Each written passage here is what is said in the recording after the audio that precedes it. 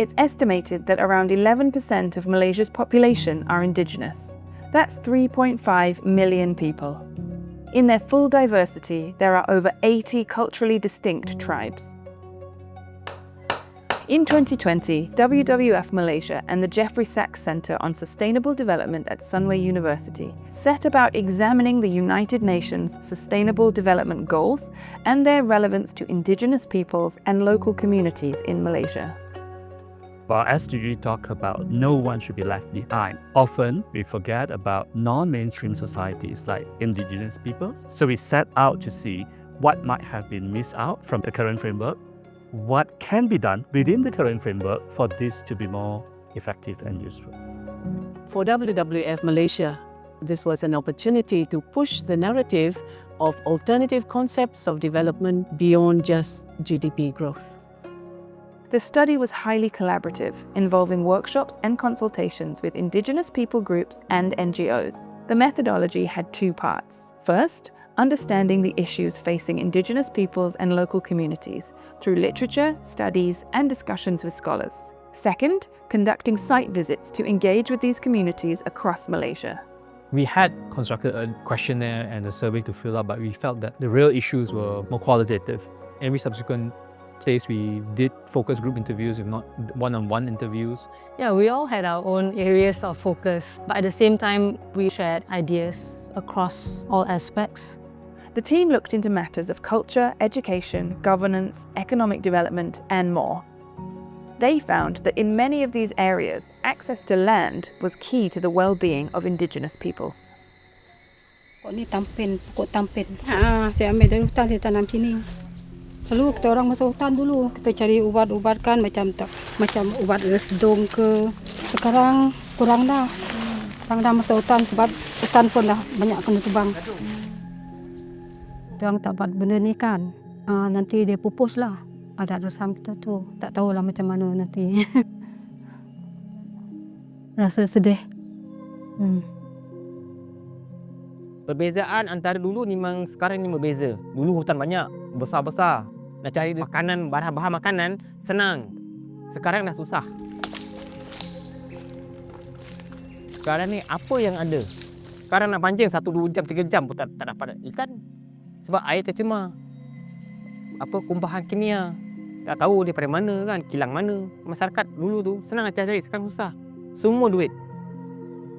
The study found that Indigenous peoples and local communities are not adequately represented in the SDGs and recommends new indicators as well as incorporating Indigenous self-governance into the SDG framework.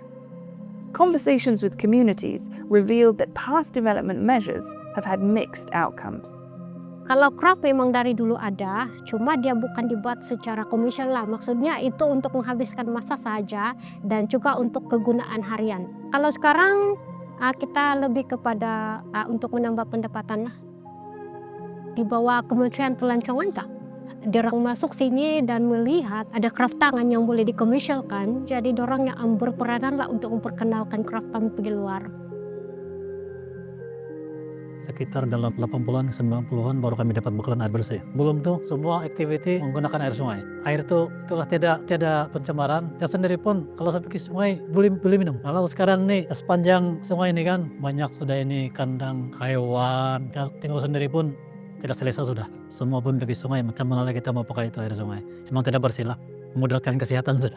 Memang harapan kita supaya walaupun macam tidak pulih sepenuhnya seperti yang dulu, kita mau ada perubahan di masa akan datang lah.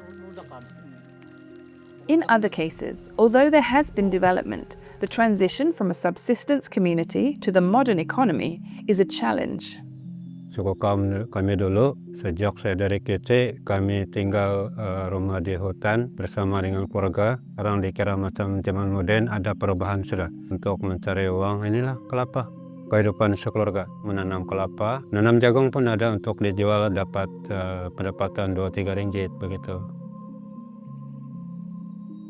Often we look at indigenous peoples as poor, not knowing that sometimes their poverty is caused by development imposed on them. If we talk about right to self-actualize, we have to accept that indigenous people should have the right to decide how they want to develop. Kerja saya sekarang dah bagi 2. Terima kasih jugalah macam kelapa sawit ni, macam kita boleh memakan, boleh bayar api, boleh bayar air, boleh beli beras. Kalau harapkan pengukir saja, anyaman mana boleh cukup? Tak cukup. Saya ni sebagai pengukir, saya tak lupa ada adat saya lah. Walaupun dah jadi bandar, saya akan dikekalkan pengukir saya dengan anyaman. Kalau kerja, buat kerja, jangan ditinggalkan adat kita. Suku kaum Makmuri lah. In Malaysia, the government has promised to keep at least 50% of land under forest cover and has committed to achieving net zero emissions by 2050. Recognizing the ways in which Indigenous peoples can contribute to these goals, as the new Kunming-Montreal Global Biodiversity Framework does, is vital. The framework recognizes the rights of Indigenous peoples and local communities to their lands and territories. It recognizes that they play a crucial role in biodiversity conservation, which not only secures their own well-being, but also ultimately also contributes to broader benefits that are of national and global significance. Of utmost importance, the report also states that when it comes to monitoring progress, data must be disaggregated. Often, we are just looking at the number as a whole.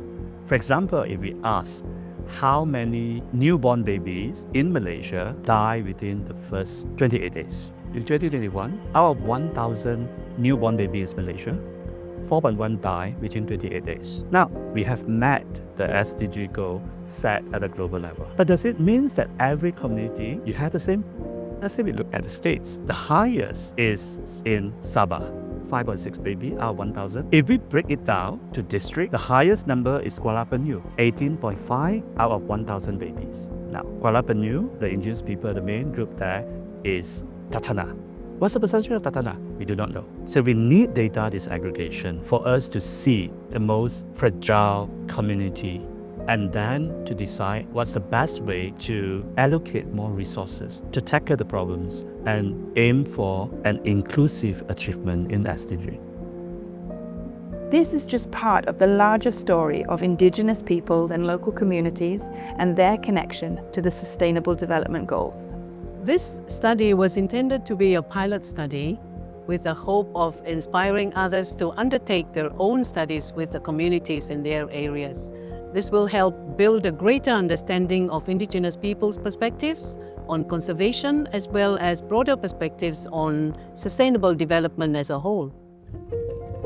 Anak-anak saya sendiri, sekarang kebanyakan kerja luar. Saya sarankan sama orang pun dalam tempoh tertentu kita balik kampung, kita usahakan apa yang perlu, terutama dalam mahiran suku kita sendiri lah, macam ini craft tangan. Harapan saya lah pada masa akan datang nanti yang muda-muda ini akan berpikir untuk kesinambungan mungkin adat istiadat tuh, craft tangan apa semua. Kekayaan saya bukannya duit. Kekayaan saya apa yang orang tua meninggalkan kita. Contohnya craft tangan kan, budaya kita kan, itu kekayaan kita. Itu tak boleh jual. Kita ni ada kebolehan kita. Kalau alam tak rosak, macam mana nak buat? Kain tak ada lah. Kadang-kadang aku geram aja. Habis apa nak buat? Kita ni orang bawah.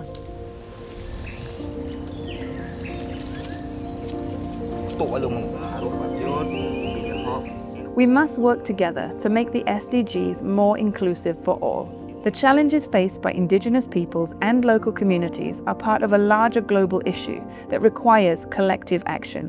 Addressing biodiversity loss and climate change are deeply interconnected with Indigenous perspectives on development, as these communities have long been stewards of nature. As Malaysia is one of the world's mega-diverse countries, protecting Indigenous knowledge and rights is essential to safeguarding its rich ecosystems and unique wildlife for a sustainable future.